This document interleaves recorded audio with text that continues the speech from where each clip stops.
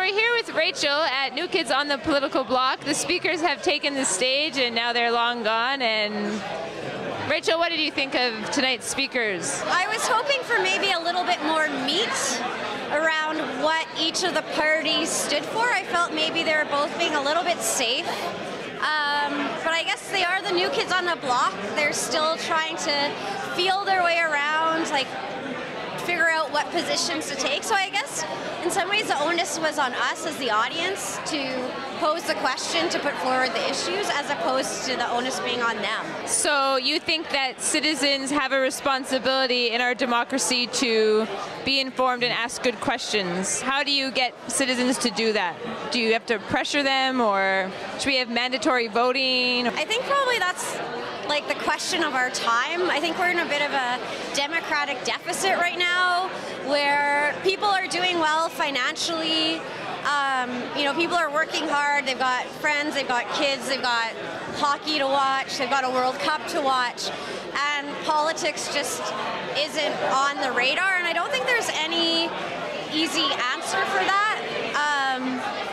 I think people need to realize if they don't start getting engaged now, things aren't always going to be good, and they need to make sure that they've got good public policy so that when problems do happen, that you have the right policies in place to fix things. Like, you look at the Gulf.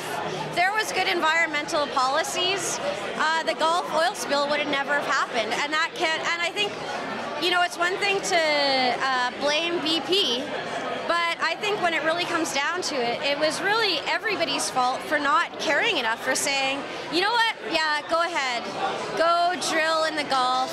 Oh, don't worry about doing a relief well. As long as you're bringing in money, that's fine.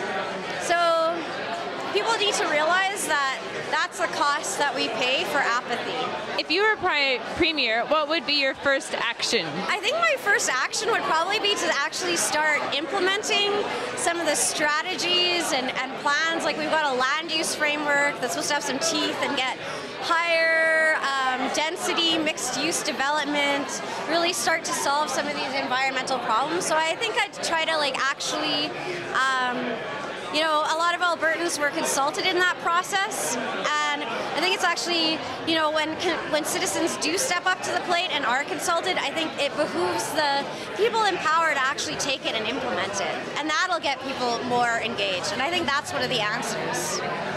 What do you think stops the average person from running for politics? I think in part there's become this stigma around politicians. Oh, they're liars, they're this, they're that. So I think that really prevents people from, they don't want to be considered to be a politician, and just time and energy and funding and fear of the system. So is there other ways to be involved in your city or province without running for politics if you don't want to go that way? Getting involved in events like interVivos. They're doing lots of amazing things that are leading to practical changes on the ground.